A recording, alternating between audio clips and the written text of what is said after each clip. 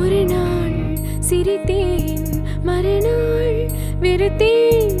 உன்னை நான் கொல்லாமல் கொன்று புதைத்தேனே. மன்னிப்பாயா, மன்னிப்பாயா, மன்னிப்பாயா.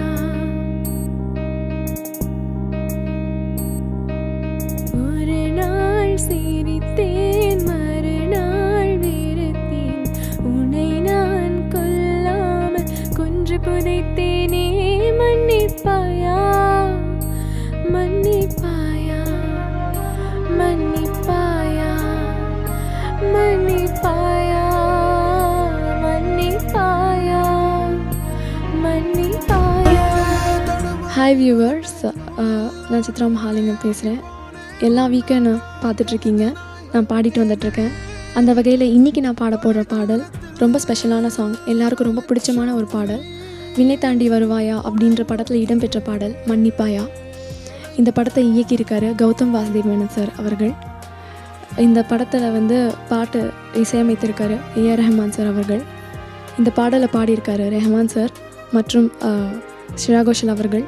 ரொம்ப அழகாக பாடியிருப்பாங்க.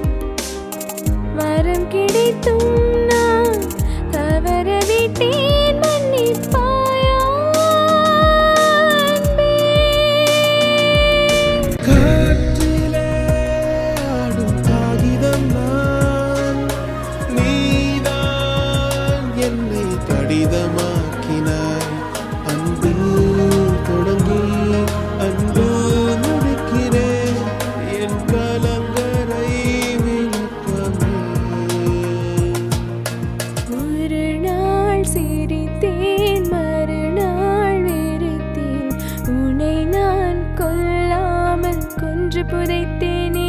மன்னிப்பாயா, மன்னிப்பாயா, மன்னிப்பாயா, மன்னிப்பாயா, மன்னிப்பாயா. இதில் ரொம்ப அழகான ஒரு விஷயம் என்னென்னா, இந்த பாடலை எழுதியிருக்கிறவங்க தாமரை அவர்கள் ரொம்ப அழகாக எழுதியிருப்பாங்க. இந்த பாடலில் ஒரு பியூட்டிஃபுல்லான ஒரு விஷயத்தை யூஸ் பண்ணியிருப்பாங்க, நடுவில் இன்சர்ட் பண்ணியிருப்பாங்க. கோரஸ் செஷனில் வரக்கூடிய அன்புடைமை அப்படிங்கிற அதிகாரம் திருக்குறளில் இடம்பெற்ற அதிகாரம் அதை இதில் இன்சர்ட் பண்ணி அதை ஒரு டேக் ஆஃப் பண்ணி ஒரு லிரிக்ஸ் எழுதியிருக்காங்க. ரொம்ப பியூட்டிஃபுல்லாக அந்த படத்துக்கு ஏற்ற மாதிரி அந்த அன்புடைமை அப்படிங்கிற அதிகாரத்தை வச்சு இந்த பாடலை எழுதி அதை ரொம்ப அழகாக ப்ரெசென்ட் பண்ணியிருப்பாங்க. எனக்கு இந்த பாடல் அந்த வகையில் ரொம்ப பிடிக்கும். ரொம்ப மனசை கவர்ந்த ஒரு பாடல், அதனால் நான் பாடணும்னு நினைக்கிறேன், பாடுறேன்.